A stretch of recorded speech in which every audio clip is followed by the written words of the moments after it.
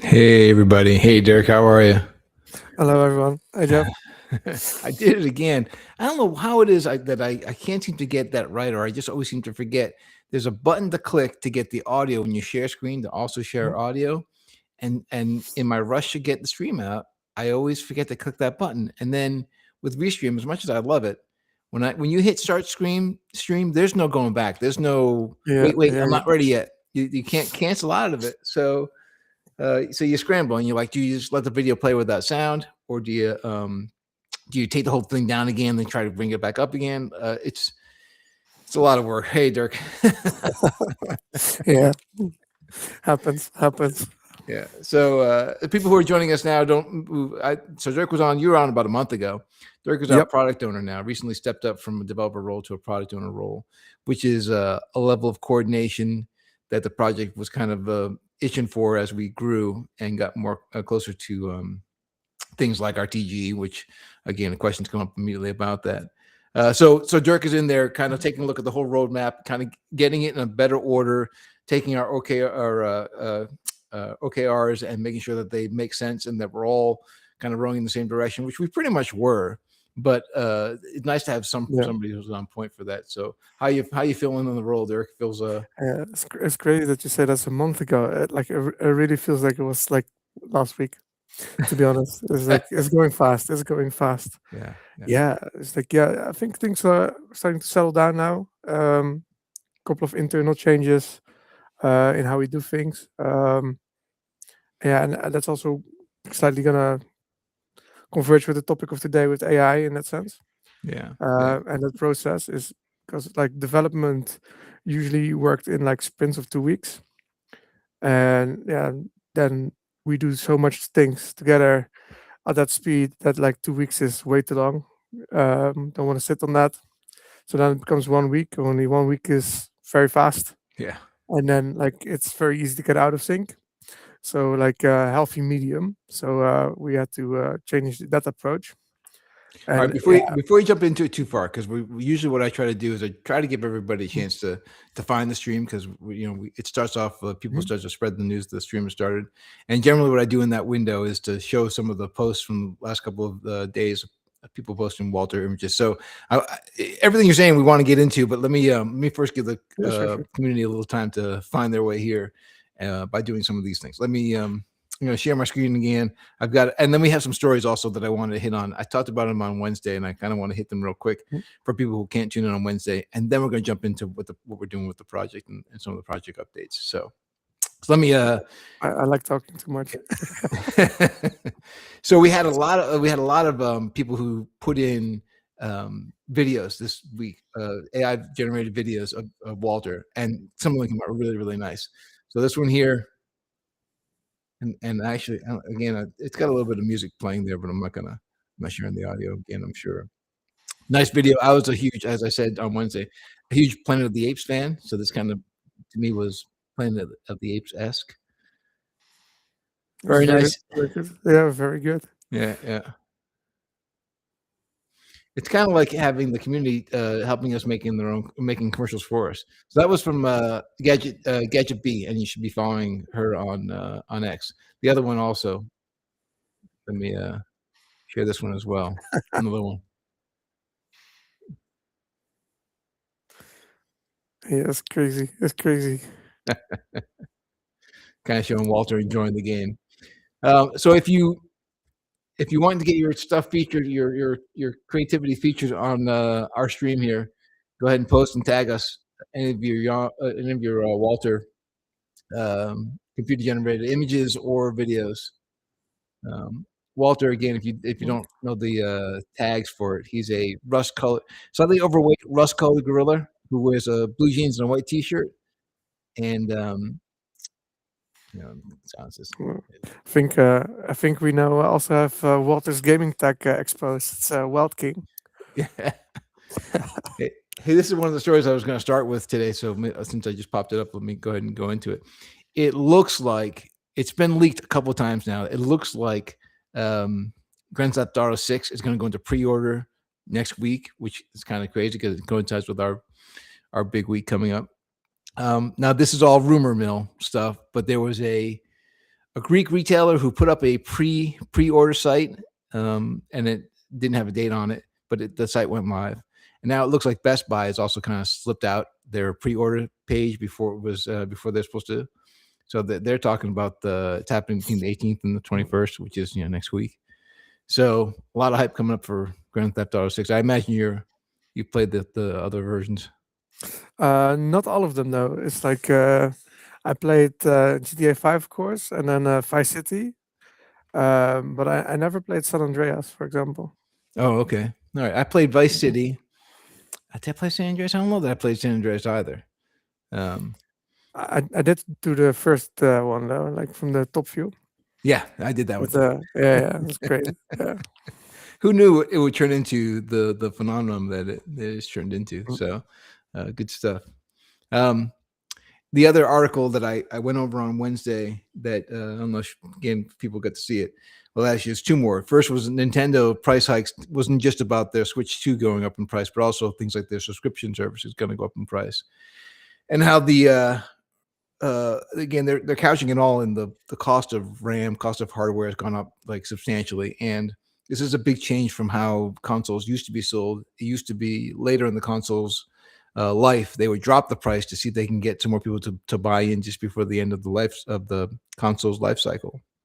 This is the opposite now, and it's all because of the cost of all the components and everything. Yep. So I don't know. It seems like, again, to my mind, it all points to what we're building here with the decentralized cloud.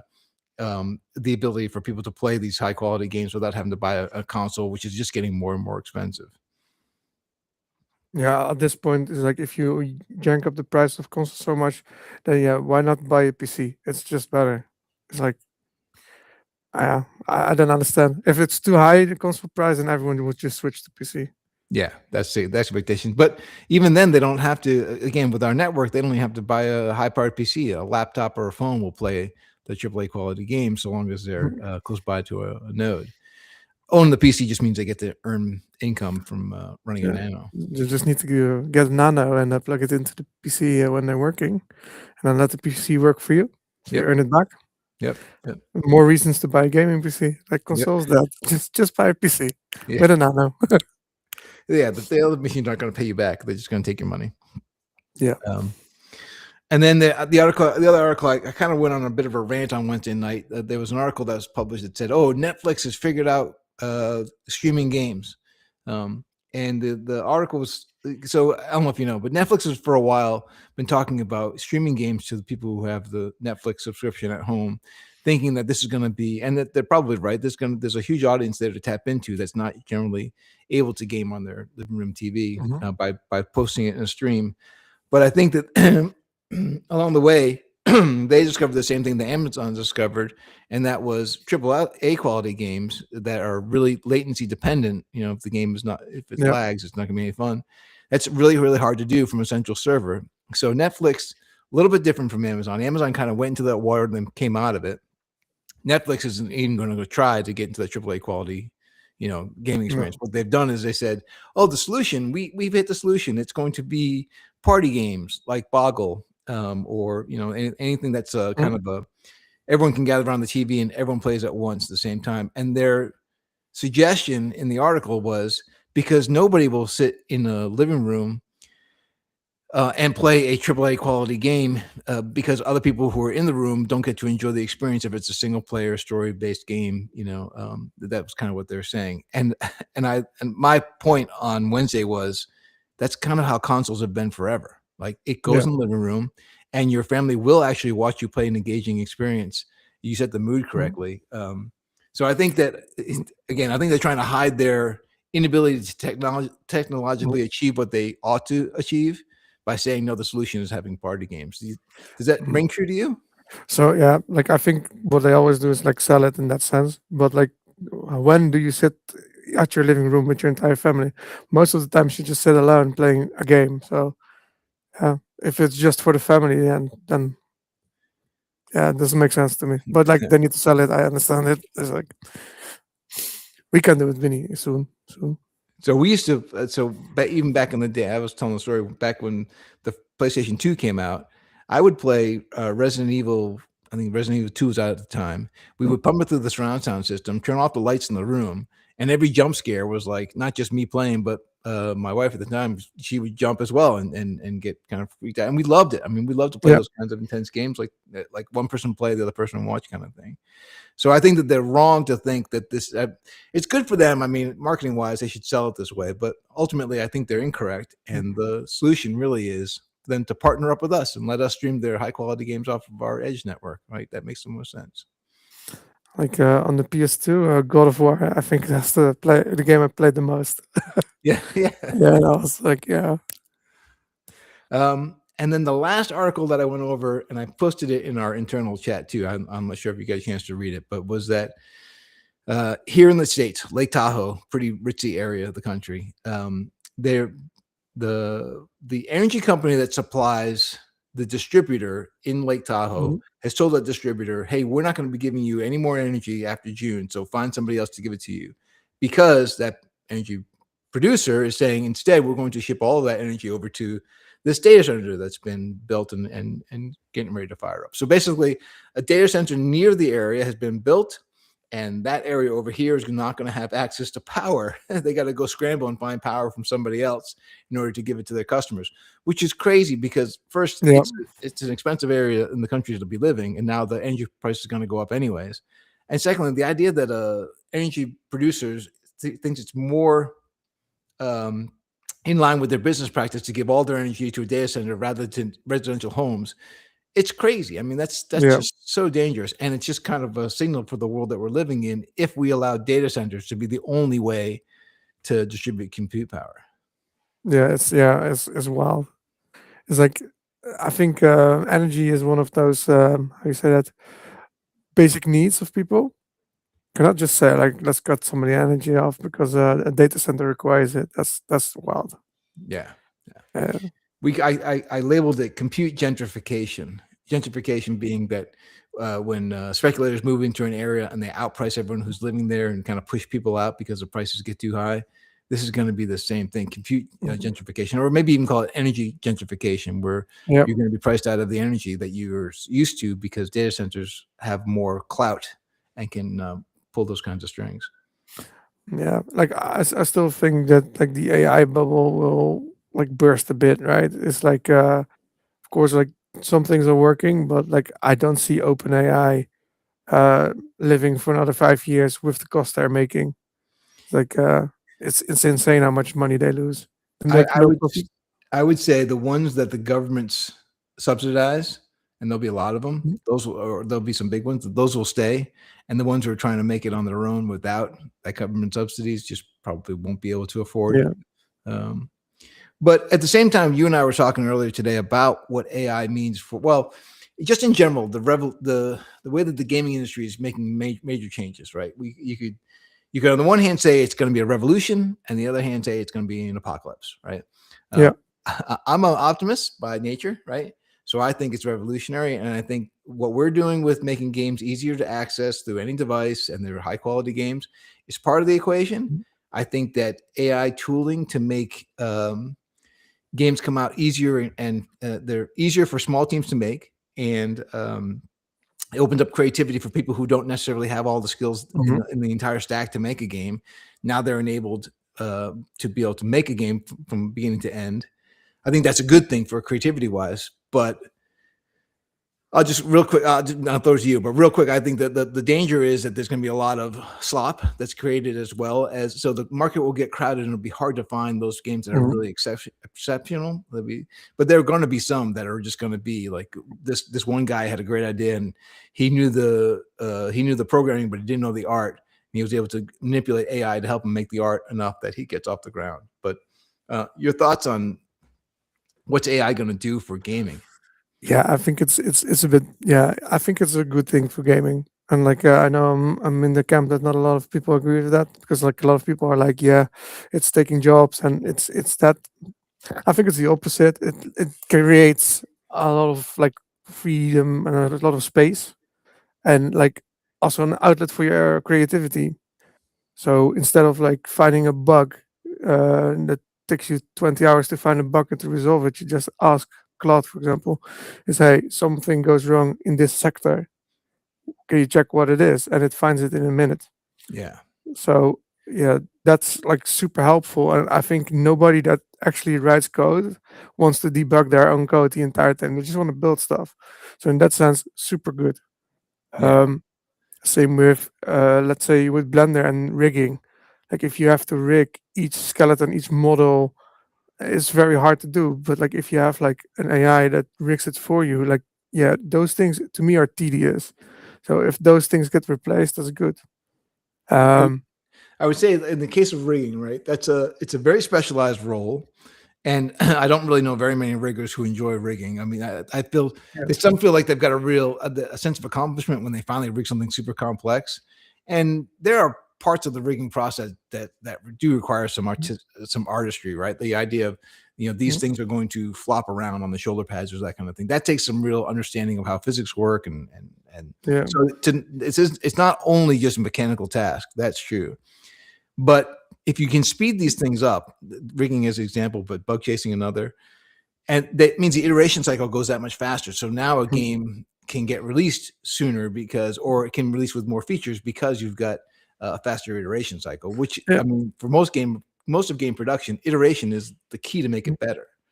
But what you say with, for example, the shoulder flaps, right? So how I see it is like that takes a lot of time to do well, and that's your artistic expression. So if you can just do the rest, like with an AI, just quickly do it, and you can just focus on the cool bit, then you have the time to do that. It gives you more time to make that shoulder flap move better. Right, right. So the things you want to enhance, like you can, you have the time for that now. As before, it's not there. You just need to go fast, rig everything fast, and then And continue. so I got a lot of friends in the gaming industry, and most of them, openly and publicly will be saying things like, AI is killing us. It's a bad thing. They're openly hostile to it. But inside of most studios, they are taking advantage of AI, and Mhm. they don't want to talk about it because they know that the player mentality and again, thank God for the players who are really trying to protect the gaming industry, developers, the Mhm. artists, and all who are involved. But I think the hostility is misplaced. I think that when you look at it through the lens of does this help with the overall industry making Mhm. better games and releasing more games and more creative content, I think that that's all in the cards. And then it becomes a Mhm. matter of how do you filter through all that's created to find the really, really good stuff. What I have is like as soon as people think it's lazy or the effort is not there. So let's say you make a $80 game, right? And you see all AI assets and it's unpolished, it's unfinished. Then you feel like you got betrayed and you got scammed, right? Yeah. Um, but if a company uses a lot of AI to get the placeholder models and then refines them, and like the game works very smoothly and it's a great experience, then nobody will complain. And if they speed up the process so it's faster, like nobody will complain. It's all about the delivery in that sense. Yeah. Is yeah. And I think people underestimate just how difficult it is to Mhm. get AI to do things correctly. Anyways, there is real Mm. trial and error in getting Yeah. the AI to actually do a good job. And then, yeah, I mean, we use AI a lot ourselves, but we're also using human checks on a lot of that stuff just to make Yeah. sure that it's not lying to us or making mistakes. Because it does make mistakes. Well, we say hallucinate, right? Yeah. Yeah. That's yeah.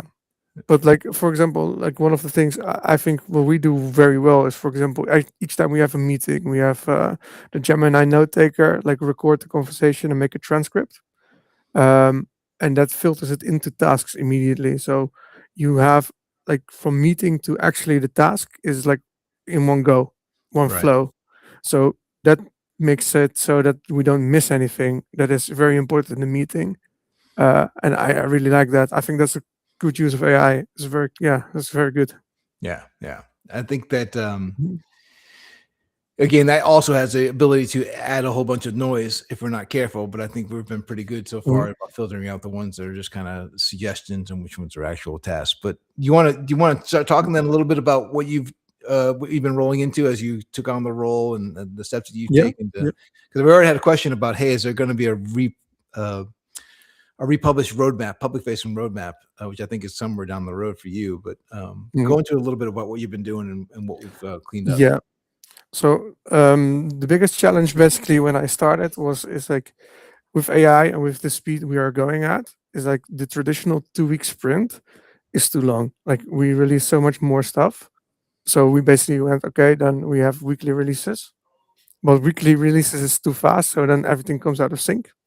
So we are basically like trying out a couple of things, but I think it's going to be a different method than we used before. So it's just a monthly thing with all the goals we want to achieve in a month.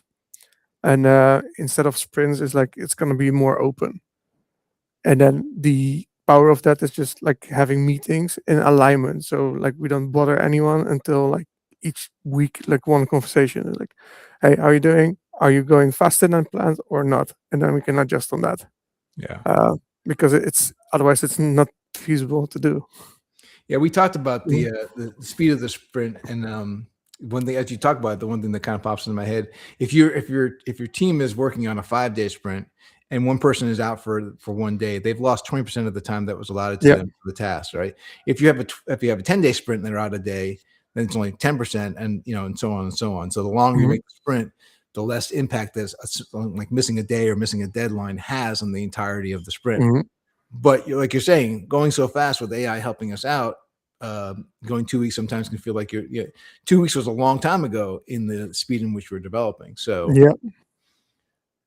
yeah, Yeah. It's yeah. challenge. But it is also it's like we do a lot of testing, like we calculate in for testing, and at the moment is we write the tests including like when the like we want to do the pipeline. So each project already has the testing suite integrated. That's like mandatory now because AI does that very well. So we notice that like sometimes you have to actually test, but there are days that like you find one minor thing and then it's done. And then you go like, okay, we need to integrate. It's going to take us 3 days to integrate, and it's done in 5 minutes. Um, these things are like impossible to plan because the one time it's 5 minutes, it's going flawlessly, or it's 3 days. It really depends. Yeah. Uh, so This yeah. is the challenge. This has always been the challenge with game Mhm. development because you think that you've got a feature that's going to be easy to build, and then maybe it is easy to build, but in the testing, you all of a sudden realize, hey, there are all these edge cases that we didn't even take into account when we did the original design. So that's one thing that happens. Or Mhm. again, you run into a bug that just it seems like a very simple bug, a small thing is happening, but it's persistent and they just can't find the answer. Or worse, an intermittent bug. So sometimes it happens and sometimes it doesn't, and then you're chasing down all kinds of race Yeah. conditions. But game development, as much fun as I've had in the career I've had with it, it is not for the weak. Yeah, yeah. It is fun, but like I'm very blessed with the team that we have. It's like each and every one is very skilled, very good, and like very resourceful in explaining and like finding these things.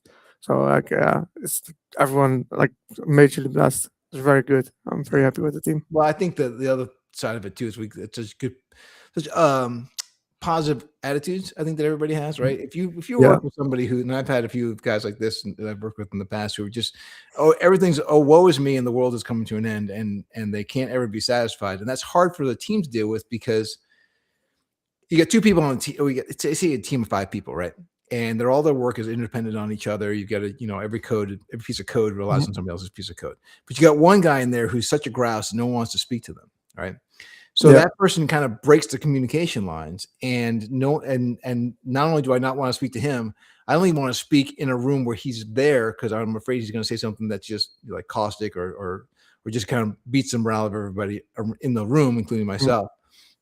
So the idea of having somebody who's a negative influence on the dynamics of the team is just bad for more than just his work, right? It's bad Yeah. for the entire team. And we don't have that doesn't at No. all. It seems like everybody's open to taking suggestions. There's no real super egos. Everyone's smart, but they're not egotistical about their intelligence. It's a super Uh, nice thing. and the banter is good as well. It's very important. Um, all right, so as far as like features that are coming out, I should tell people. I should have actually said this at the very beginning. There are some Mhm. big things coming up in the next week that are just gonna kind of what's frustrating is Dirk and I kind of said we're gonna have this talk today, but then Mhm. we can't step on all the big news that's happening, because Yeah. it has to be timed correctly and has to be, put into ink. But it's I mean, it's so close you can smell it from where we're sitting. But we can't. And I don't mean to hype with no. I hate the idea of hyping without any kind of solution, like teasing or edging everybody. I don't really feel like the need to edge everyone. So I'm not gonna go into it too deeply, but just to say, next week is going to be a pretty important week for us. And when I say pretty important, I'm kind of underselling it. Yeah. So pay attention to all of our socials. Next Wednesdays, I'm already planning for Wednesday's town hall, because it's going to be kind of a lot going on in that one. Yeah. But I'm not. but to answer questions, I mean, I don't know. First of all, you want to add anything to that, or do you agree with the frustrated? I'm feeling super frustrated, but you kind of Yeah. Yeah. Yeah. How to say it? Like, if I talk, I give something away. So I'd rather not. So it's just silent. Gotta yeah, make mistakes. you're quieter than you normally are, and I think that's what it is. You're trying hard not to Oh, turn yeah. things Yeah. Like, into I'm so excited by a lot of Tom things. Holland. Yeah. It's like, yeah. Like before like, so YOM prepared a test for me, right? And I did that legit before coming on here. So I did something, and I'm quite hyped because it was working very well. So I cannot see what it is. Yeah. Nice. Yeah, I got you. Actually, got to send me that. Send me the. You know what? I want to get a chance to do it too, but I won't be able to do it right away. Right after the stream, we have personal stuff Uh, going on at my house right yeah. after the stream today. You can't do it either because it's only in Europe. This one. Oh, really? Dang. Oh, Yeah. it's Yeah. not on my Nano yet. Okay. Nope. All right. It's, All it's right. Well. definite. All right. So, but there was some other questions that we can talk about, because we can't talk about the big news just yet. Yeah. There is a question about the public facing roadmap. Is that Yeah. on your plate, and do we have a timetable for something like that?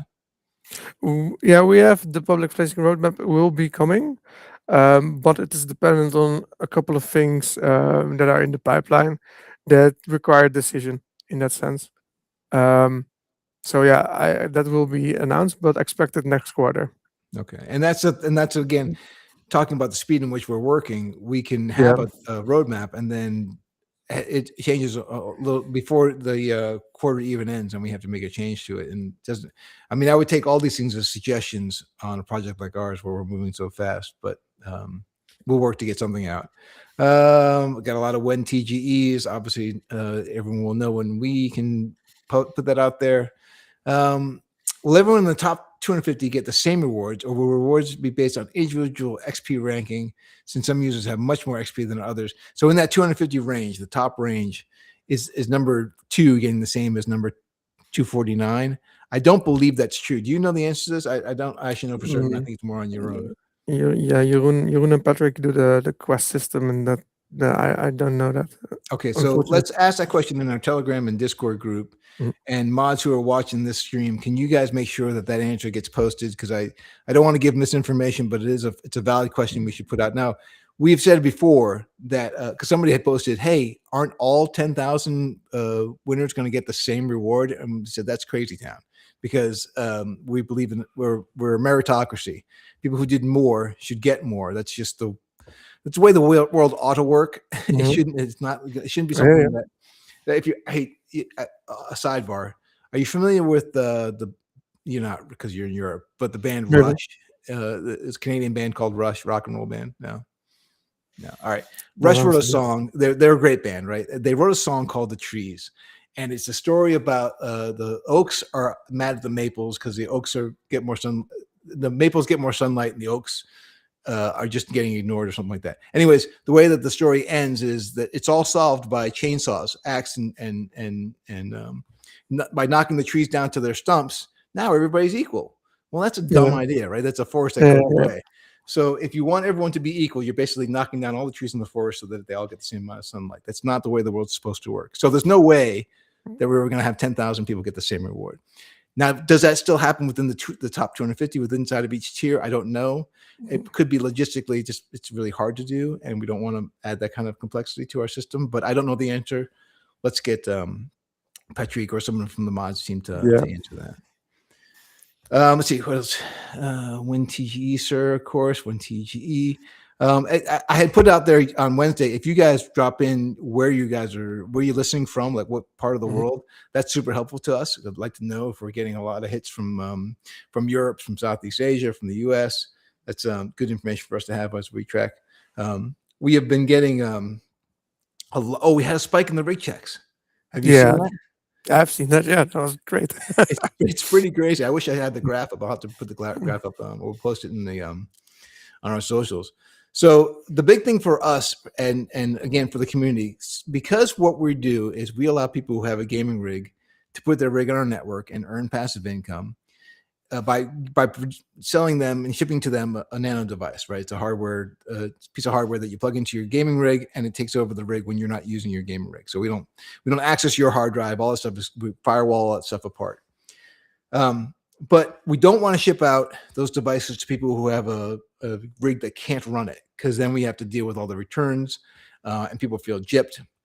So we created the Rig Check app, which allows you to go ahead and test your home gaming system to see if it's, what kind of potential earnings you could earn a month.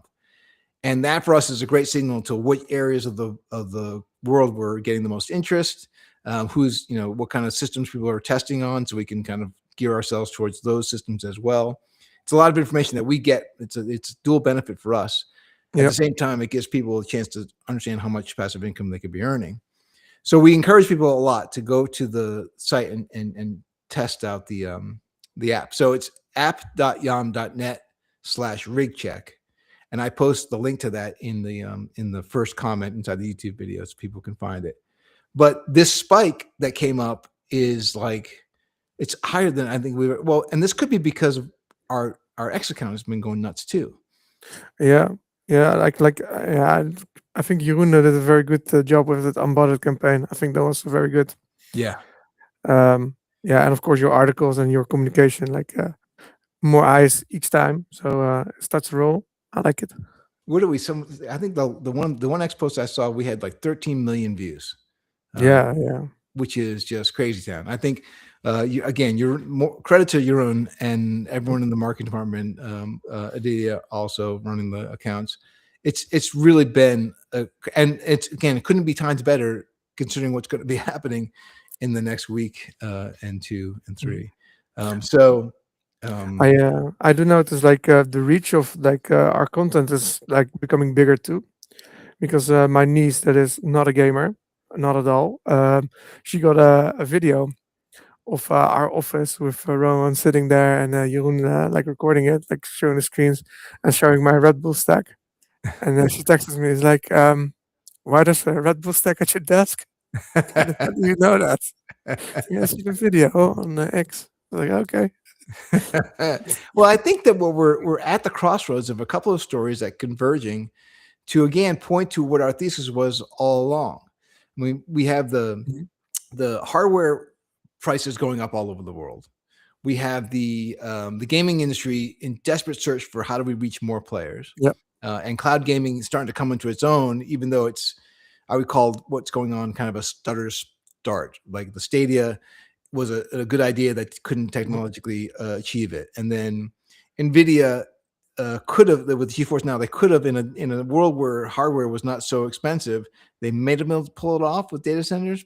Probably not. Still, the distance is Mhm. always going to be an issue. But the increase in price of the graphics compute power because of AI has got that model to Yep. not be able to work, right? So all those things are kind of coming together, and then the pushback on data centers, anyways, and the damage that data centers are doing to environments and into communities, and this gentrification that we're Mhm. talking about. All those things are kind of coming together to all point towards, well, a decentralized solution is going to be the solution that is the only way it's going to work. If you try to concentrate Mhm. the need in one center spot in one small, besides the vulnerability of having a central location Mhm. being, one point of failure, the all the resources needed all concentrated in one place, becomes a big sinkhole, right? That can't Mhm. support it. Actually, now you say that, like something shoots in my mind with the tech side. Actually, something I can share. Okay. Yeah. So like also about like consumer grade GPUs is because of AI and because of like how graphics cards work in general. This is very easy to map certain things or find out. So we basically are now working on optimizations inside of the GPU. I know what you mean. Uh, yeah. So like Yeah, I don't want to spoil it or give it too much away in that sense because it's still experimental, and maybe it's not going to work as we think it's going to work. But um, we basically figured out a method that we can share resources in the VRAM. So instead of like playing three games that all have like a 30% increase because everything is fighting for the resources, it will look into the same memory for the same assets. And then there's a sort of translation layer so that they don't fight for resources, but it gets allocated on a prediction basis. And if that works, that's going to be very massive for for everyone. So yeah, that's what we are working on. Yeah. Yeah, and Uh, all of this again, the abilities to diffuse the need for GPU power in a much wider, thinner layer. It's faster, it's less expensive, it's less damaging to the environment, it's less yeah, demanding in the electrical needs, and then especially for games, it's just more responsive because all that's happening at the edge, closer to the player, at a lower cost. So again, I think that part of the reason why we're getting such an upswing in our and people paying attention to what we're doing is the case that we've made is now becoming not just inevitable, but a huge relief to those people yeah, who are already looking for how's it going to get solved? How's the centralized model, which is likely to fail, how is it going to not fail and bring down the entirety of yeah, both AI in the gaming and cloud industry and that kind of thing? yeah. I'm very optimistic about it. Like if we just can get it like a bit more and then a bit like we start scaling, I think everyone will have a big benefit. I think yeah, we are really on a good course to help a lot of people. Yeah, yeah, Yeah, and yeah, I think like because like I'm a gamer from a young age, right? But I remember like I wanted to play World of Warcraft, but my parents didn't want to pay for a subscription for me because it was too expensive at the time. And I remember that like one of my friends, he was very good with computers, and he managed to set up like a private server on my computer, and like I could play the game like in a way, and like that to me is like I felt like something that was out of reach that actually was now in reach. That was such a great feeling, and I hope what we are doing now that is gonna achieve the same thing. It's like, hey, I really want to play games, but I don't have the money to buy a PC. Doesn't matter. Just go to our website and play whatever you want to play. yeah, yeah, yeah. The again, I forget who I was talking Mhm. to earlier in the week too about the what's gaming really looking to solve, and that is the user acquisition friction that happens and the Mhm. drop off that happens from user. I know we were talking about TikTok and Instagram and that really fast. You've got only a few minutes because people are pressed for time, and so you jump into a quick. The games themselves are just too long, even just the load, right? Never mind having to download and install on that Yeah. load. So the access through a website, I mean, if I've got a 10-minute time, open time window, I can jump into a game Mhm. just by opening up the website. That's so much better than firing up Steam, getting the latest update, and then logging into my account and then playing. That's just people. That's part of the reason why we've set up the system to be as flexible as we've set it up, where it just hosts through Mhm. either Telegram, Discord, or a URL. Yeah. Yeah. Yeah. Like yeah. The world is changing. I noticed that too. It's like things so fast at the moment. But Uh, again, I remain optimistic. I love the idea that an individual creator or a smaller team can now augment Mhm. what they do know, where they do have expertise, with some AI help to fill in the holes that they don't want to have to, or they don't have the financial ability to hire for. Um, Yeah. but you have a great game concept in your head, and you're trying to get it out, and you can't find a programmer who you can afford, or will Yeah. work on a side project because they've got their own side projects, or maybe they just have a family and don't want to put on in side projects. But you can use AI to be that programmer for you to fill in those holes. I think Mhm. we're going to see some titles that are just blowing people away with their creativity, and if you're on a path to become a game developer yourself, having a small game that you yourself have published, even if it's not a financial success, for your resume, for your demo tape, there's no better way to do it, right? Yeah, it's lessons learned. By Yeah, the way, like I think I showed you like a video of the Cloud MCP with yeah, Blender, right? Yeah, you did. Yeah, That was yeah, freaky to me. yeah, So yeah, so what Dirk sent me was a video of I guess Blender has now got a Claude integration, so you can use yes, Claude inside of Blender if you're trying to create models, create scenes, yeah, and textures and materials. I mean, so I stopped doing the art for games about the times that mhm, material editors and shaders became the way that people did it. I'm back in I'm my stuff was back in the texture day where you had to paint everything inside of Photoshop and then UV map it to the models. So that's yeah, going back some years. That has since gone away, and now it's all done through material shaders and that kind of thing. But it looks like what Claude integration does is just, I mean, amazing stuff. yeah. It's really really fun, and like yeah, coming back to it, it's like I was like I'm gonna try that too. So I basically did the setup on this machine and I booted it up. And I said to it, it's like, okay, I want you to make like a low polygon goblin with a spear and just like go at it. And then I see the thing start to work. And like, okay, it was not perfect, I have to say, but like the base shape is like, that's so nice because you just have to polish it and it's done. Rigged and all. Yeah, it's really good. Even that attacking animation, it took me 5 minutes. Yeah, that's crazy. I'm Yeah. gonna I've got Blender installed. I got to find some free time to be able to play with it. That I'm not doing family stuff or YOM Mhm. stuff. That pretty much takes up all my time these days. So I don't know what I'm gonna Yeah. get to play. Yeah, it's pretty amazing. Again, all this means that Mhm. people who want to make a game for themselves, they'll have the ability to do that. And yeah, we'll find some AI slop. We'll have some games. I think my advice would be if you're trying to put out your own title, don't try to make yourself rich off of it. Try to make a good game experience and as a Yeah. display piece for your talent, and then go look for a job. I think like how it originally started, right? With like studios like Blizzard. It's like they're just passionate about it, like a project, like a game, and like money didn't play a role. It's just like I want to make a good game.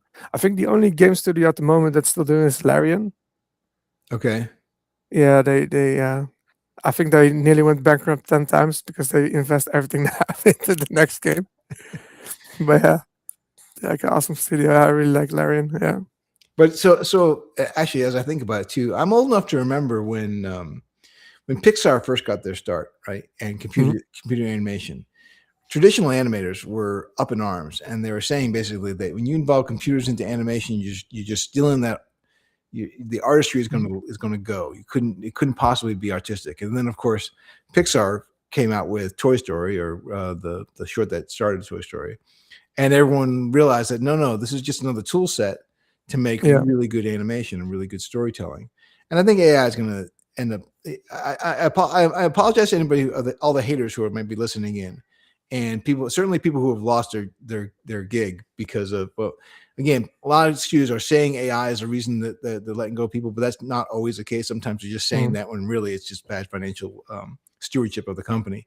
But regardless, if you're a hater, my invitation is to maybe try, find out that AI is not as easy as you think it is, but it is more powerful than as powerful as people are saying it is. And if you incorporate that into your pipeline, you'll feel better for it, and you'll be like one of those Mhm. 3D animators there at the very beginning who secured for themselves a great career in animation. Yeah. I like, for example, you have also this writer discussion, right, with AI. It's like a lot of writers get fired because AI does it.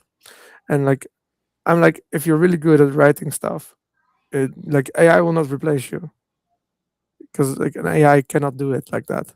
It cannot write like a human can. Like it will predict what to say, but yeah, like a story from the heart it needs to be a bit rough. Can it be perfect? If it's perfect, it's not working. That kills it. Yeah, yeah, If it's yeah, like how you say it, if you read something on internet and like you know like it's the perfect word choices, the perfect everything, and it's not authentic. It's just like okay, this is like somebody pondered over this like 20,000 times and then pushed it. It's too corporate. It's not real, and nobody cares. I think pretty much anyone can. Yeah, Mm. they say that people can't, and I guess there are some people who can't tell the difference between AI but if you've been, certainly if you've been using it, you can spot it right away. Yeah, yeah, it's Um, clear. and I think other people are just kind of not noticing it because they don't care to look, or Yeah. they don't scrutinize that deeply. You know what's crazy to me? Like something I really like I hate in my life at the moment is like people talk ChatGPT to me back in the same format that ChatGPT speaks. It's like they use so much ChatGPT that they changed their speech pattern to be like ChatGPT and they sound like it. I'm like, oh man, you're such a bot. That's crazy. Yeah. I've got my son and his friends are very anti AI music. They just feel like it's because they're all into music themselves. Hmm. And God love them. I love the classics. As I said, Rush was a great band and everything. But there is something fun about the idea that if I have a story to tell, and I kind of want to make a funny song about it because I'm also a fan of like Weird Al and that kind of Hmm. thing, that I can do that myself. And yeah, it's not gonna sell. I'm only doing it for my own entertainment, right? I'm not doing it to. I think if you ever try to go out and try to make money off of it, that would be disingenuous. But if I want to make myself laugh and tell a story that in music, and then play it for my wife and have her laugh too, or roll her eyes, which is more what she does, then I don't think there's anything wrong with AI when you're playing with it in those terms. It's just another set of Yeah. toys. Like one of the friends of my yeah, I don't know how to say it, my great nephew, my back nephew. I don't know the English for this, Mhm. but they had a school project basically, and they had to make a story or something, and they basically did a South Park like episode. So they used AI to make a South Park like episode only about the school that they're in, and they basically did their own characters as the South Park characters, and they made it like a full episode. It was quite good. It was quite good. It's like, but Did they that's do like, their own voices? yeah, yeah, yeah, yeah, See, this is the kind of yeah, thing where you would yeah, again another set of like fun toys for kids to play with. yeah. And these guys are like, what is it, 12, 13 or something? And they just made that, and it was like it was hilarious. It was really funny. Yeah, Yeah. it's really good. Yep, yep. I love it. I love it. All right, Dirk. I think we're well Mhm. off topic from where we were. So, um, I guess the to kind of head us towards the ending here because we can't say too much about what's next week's going to be like, except for obviously pay attention to what we're doing over this weekend, and I would say early part of next week, especially.